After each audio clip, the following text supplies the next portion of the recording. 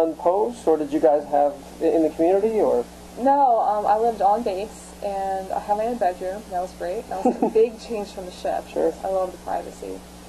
And because the base was so small, I spent a lot of time just exploring Japan. And, you know, they had a great rail system, and so that was very easy. And, yeah, it was a wonderful experience.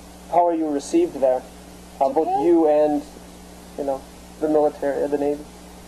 Mostly, everybody was really nice, very nice to us. You know, the Japanese people were very considerate, very, you know, I'll say friendly, really very good hosts.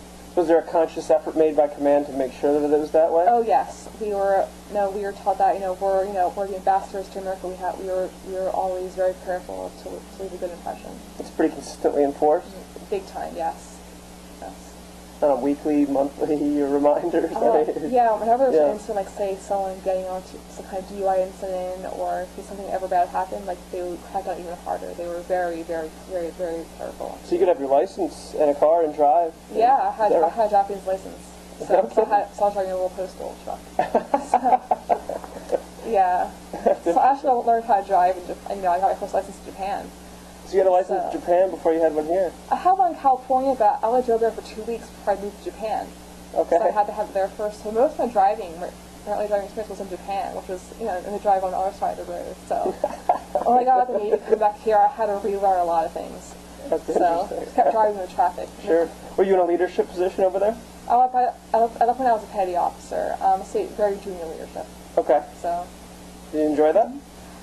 Actually, most people on my ship were on my post in Japan were already at the same level I was, so I didn't get to exercise with leadership actually. A whole bunch of junior leaders. Yeah, so.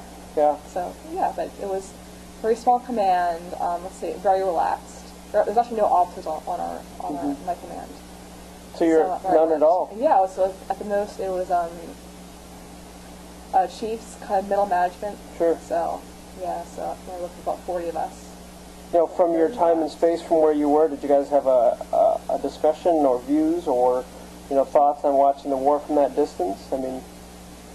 At that point, the American public was getting a lot more critical about what was going on, and I think certainly I noticed with some people in my command that, yeah, there were definitely different viewpoints, and there was a lot of different viewpoints from all sides of the spectrum.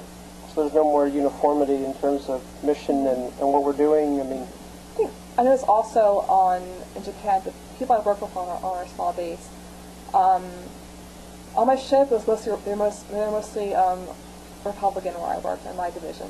I was the lone Democrat, so I got a lot of teasing for that. Sure. And it was the opposite in Japan. Most people I worked with were actually were very liberal. So. How do you think those two things are connected? I mean, is that common? I mean, there's a stereotype that people in the military are very conservative from what I've seen. So specific to the Navy, I mean, when you're in Japan, I mean, is there a reason why? I have no clue. It was a very small command, sure. So maybe it was just an anomaly. Yeah. But I mean, you said that the stereotype of the military would be conservative, when in fact... It seems like when I see in the media or I see people saying that, people assume that most people in the military are conservative. And you didn't find that your experience, or because you are not? It depends on the level, too. I think at the officer level, it seemed to me a lot more conservative, but I think among most enlisted people, there was more variety. But why? I never did a survey. I can't. Sure. So this is very this is just my... Maybe because at that level there was more people of lower income backgrounds and more minorities. And that's my assumption. Interesting. So moving forward, your time is almost finished in the Navy. Was there any thought put into, this is what I'm going to do for a living, or was there never that thought? It was never that thought. I always knew that I would do one enlistment. It's generally 4 years, but for me it was 5 years. And you knew it was 5 going in? No, it was originally 4, but in order to go to Japan, I had to agree to an extra year. Okay. So, no, I did that. That was fine.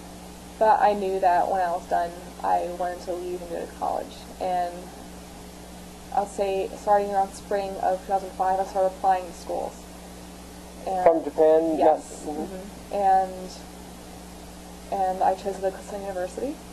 She was, it was I'm sorry? she was going to Kutztown University Kutztown? in state, so... So what type of transition assistance were you getting from the Navy? Everybody who's leaving was required to go through a 3-day seminar about what it was like to display in a role. We wore a lot of our uniforms. We all had to wear business attire, civilian business attire, to Is that right? Yeah, to these classes, just to start encouraging a civilian mentality.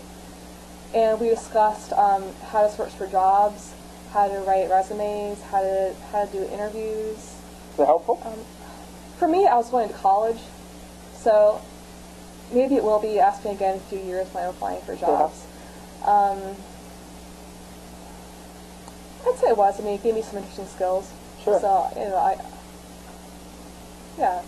enjoy it. I'd say it was helpful. And it was great meeting other people who were leaving the military too. Yeah. We would all discuss why we were leaving and what our plans were. Mm-hmm. So, and there was a variety of plans. Some people wanted to get out and get jobs. Others were going the college route. It's a whole variety of. Yeah.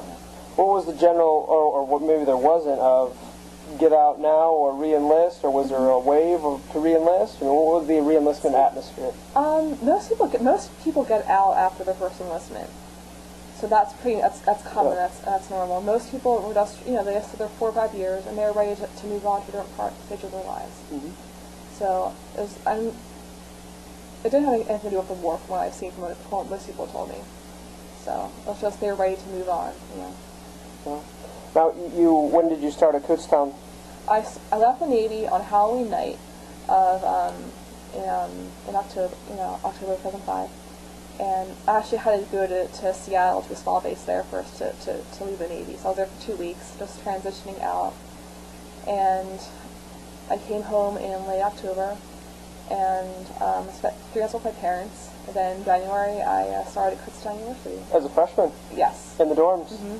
I lived no way. I lived on an on-campus apartment at first, and then I moved off campus. By yourself? Yes. Or, yeah, with some friends. How was the atmosphere? I really enjoyed it. It was just so much more relaxing after the structure of the military. I enjoyed being in class. I think I really appreciated it more than a lot of my classmates did. I appreciate being in the classroom, just learning. I loved it. I mean, I guess you appreciated it more, but I mean, can you put your finger on why? I mean, just for most of my classmates, they just went right out of high school to university. Yeah. And I think some of them don't want to be there. They didn't. It was something normal for them. For me, it was a treat. I just really enjoyed just being able to be in class and to be in an intellectual environment, and I really savored it. Did you think your military experience made you a better student? For me, oh yeah, definitely. I think had I gone to school university right out of high school, I probably would have been a very mediocre student. I had very little self-esteem when I was in high school, mm-hmm. and that certainly reflected in my grades. And the Navy really built up a lot of confidence in me, just from my experiences in it, and just the ability to believe in myself, and to know that I could do well in anything that I would do in life. Yeah. And how about specific to your deployment into the Persian Gulf? I mean, was there, or the North Arabian Sea, or wherever you were? I mean, do you think that specifically aided in being a better student, or direction, or just the Navy in general? It's just the Navy in general. Just my whole experiences of just being forced much more very early, Sure. in life. And what was your major? Geography, globalization track. Interesting. So, did you graduate from there, or Yes. where are you at now? I graduated 3.5 years later. I took summer classes. I was very gung ho about it, and I knew by the time of sophomore year that I wanted to go into graduate school. Yeah. So I applied to Westchester, and here I am. So I'm now in my second year in a master's degree program. And plans moving forward? Yes, I'm going for a PhD. Interesting. What do you? Where do you picture Karen? This is what I do. What do you want it to be? I want to be a professor. I really love being in academia. I love the environment. I want to teach. I love discussing political geography, economic geography, globalization. Mm-hmm. And this is really what I want to do. What I would really enjoy doing in life. Yeah. Do you have any regrets about the military or the Navy or any of your service? Or? No, not at all. I think it was a very worthwhile experience. It wasn't always easy. It was hard, but especially getting used to military discipline and Military's very paternalistic. You know,